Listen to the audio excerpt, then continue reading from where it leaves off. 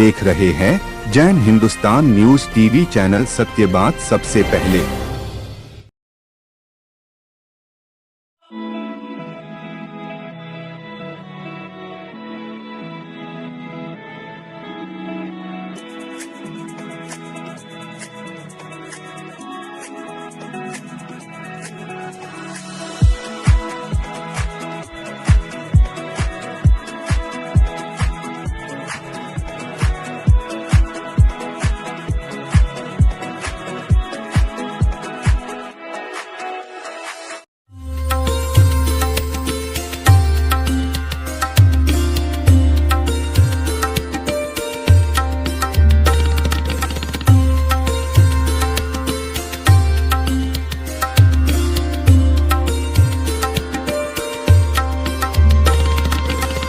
A grand welcome to Shanti Prime, an innovation for incredible lifestyle with modern amenities and facilities for everyone.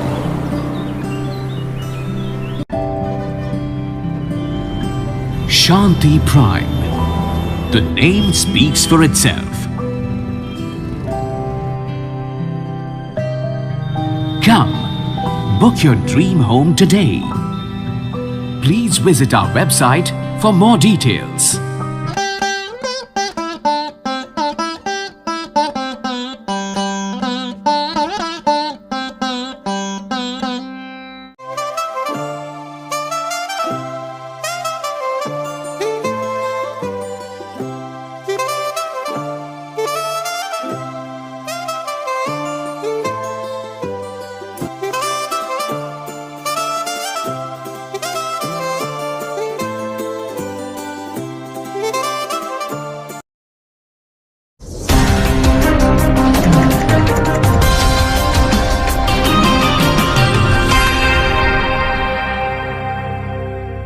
नमस्कार। बीकानेर संभाग के बड़े hospital Prince Vijay Singh memorial hospital अभी हम यहाँ पहुंचे हैं।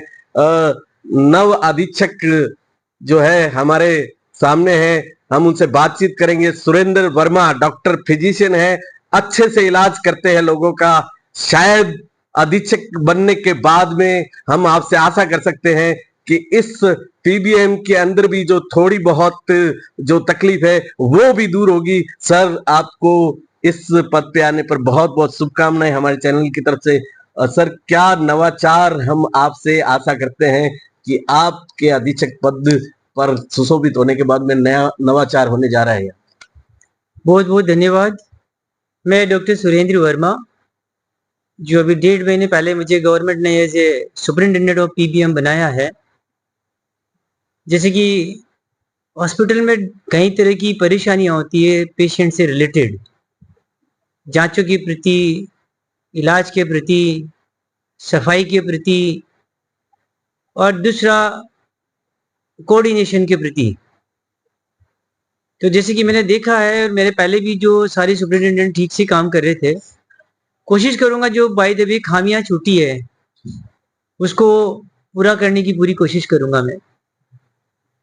सर, आए दिन देखा जाता है ट्रॉमा सेंटर में बड़ी जो है आपत्तियां होती है, वहां मारपीट या झगड़े होते हैं।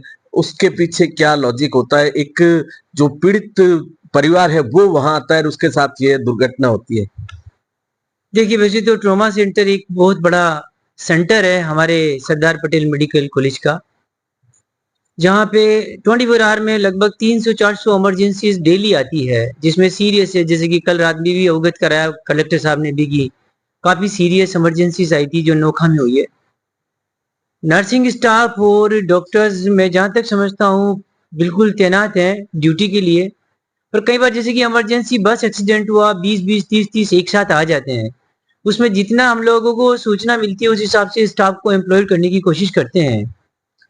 पर अभी एक टीम और बनाई है हम लोगों ने, जिसमें पूरे नर्सिंग स्टाफ हैं, 20-25 नर्सिंग स्टाफ को शामिल किया है।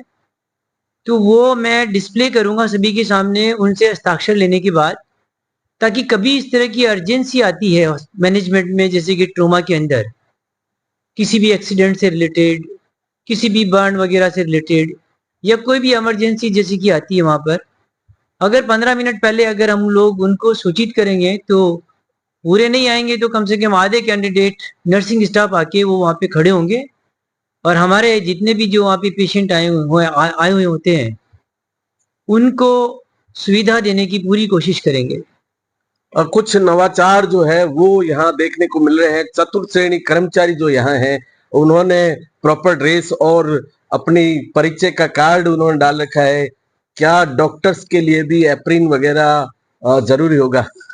जैसे कि मैं आपके पास बैठा हुआ हूँ, आज मेरा एडमिशन डे चल रहा है और वार्ड में राउंड वगैरह लेना है, तो ऑब्वियसली अगर हम लोग अपनी ड्रेस कोड में होते हैं तो बड़ा अच्छा लगता है कि मेरा नाम पढ़ के या जो भी डॉक्टर का एडमिशन डे होता है उसका नाम पढ़ के अटेंडेंट को भी और उसके रिलेटिव को सबको पता चल जाता है कि ये डॉक्टर साहब ने देखा है क्या। और ड्रेस कोड होना हॉस्पिटल के अंदर एक गरिमा की बात है कि ये पोशाक हमें इस भगवान ने इस कैंपस में और इस हॉस्पिटल में पहनने के लिए दी है। सर एक यहाँ पे वीआईपीज का जो है कॉल आता है तो वहां पे एक व्यवस्था है हॉस्पिटल में।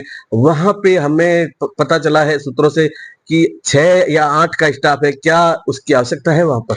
एक हम लोगों ने पहले से ही कंट्रोल रूम पहले से ही चल रहा है जिसमें कम से कम 10 नर्सिंग स्टाफ और दूसरे लोग बाग बैठे हुए हैं। कभी अर्जेंसी आती है इस तरह की तो तुरंत उसके बारे में फाइंड आउट करके और इन्फॉर्म करते हैं कि हाँ ये असुविधा हो रही है और इसको तुरंत मुहैया कराया जाए। तो इसके लिए हम लोगों ने कंट्रोल रूम ऑलरेडी बना रखा है हमारे पास।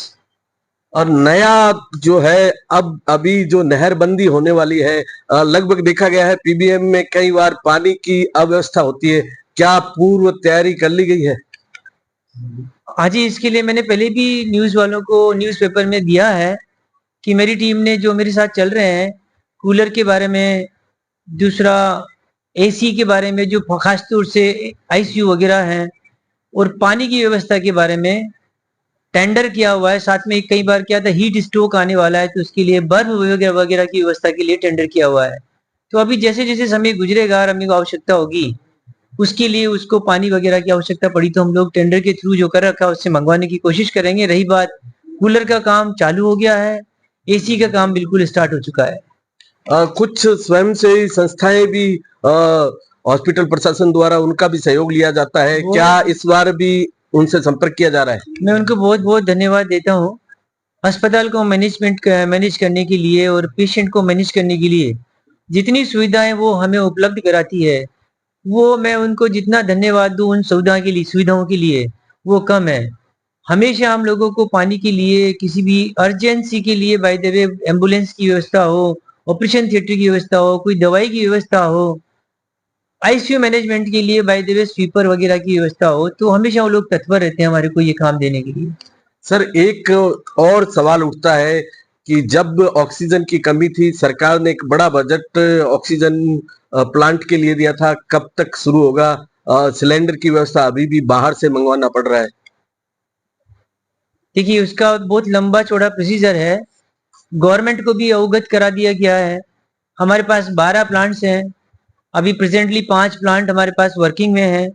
इसके साथ हमारा एलएमओ करके जो लिक्विड मेडिकल ऑक्सीजन टैंक है उसका जो लाइसेंस खत्म हो गया है तो उसको अब जल्दी रिन्यू करा के और उसमें ऑक्सीजन भरवाने की कोशिश करेंगे ताकि हमारी नई बिल्डिंग जो बनी है कल हमारा श्री गणेश ने में हुआ है उसका बिल्डिंग का मोदिरा ट्रस्ट का, उससे उसको कनेक्ट करके कम से कम जो डिपार्टमेंट ऑफ मेडिसिन के अंदर जितनी मात्रा की ऑक्सीजन का कंजम्पशन होता है वो वहां से सप्लाई हो जाएगी तो ऑक्सीजन सिलेंडर की खपत इतनी कम हो जाएगी उसमें।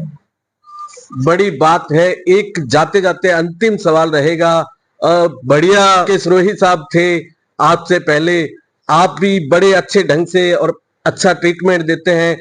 अधीक्षक होने के कारण आप इस हॉस्पिटल का सुधार भी करेंगे, हमारी ऐसी आशा है। तो फिर यहाँ पे सरकार द्वारा प्रशासक लगाने की आवश्यकता थी? देखिए वैसे तो जो एनएमसी जो बोलते हैं national medical council of India, उसके नाम के हिसाब से गवर्नमेंट ने जो भी बाय द वे जिसको एम्प्लॉय कर रखा है ये बहुत अच्छी बात है।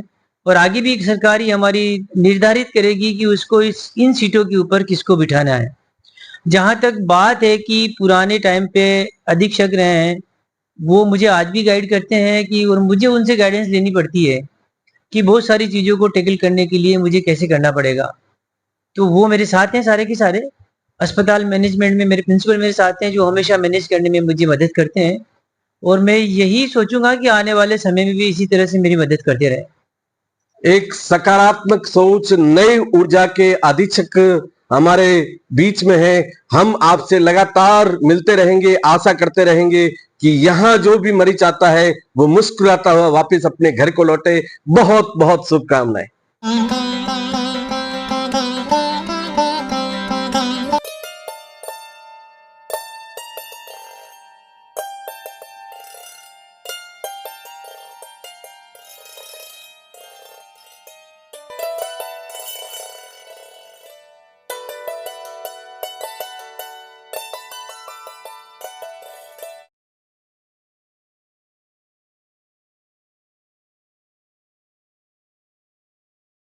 गोलछा स्टोर बीकानेर में स्वादिष्ट ब्रांडेड खाटा, सभी तरह के जायकेदार अचार, चूरी, सुपारी, माउथ फ्रेशनर और मुरब्बे में सालों से ग्राहकों के विश्वास का नाम, क्योंकि यहाँ मिलते हैं ग्राहकों को सभी प्रोडक्ट्स नंबर 1 क्वालिटी के साथ। और जी हाँ, ये सभी प्रोडक्ट्स आपको हमारे यहाँ मिलते हैं होलसेल के दामों पे।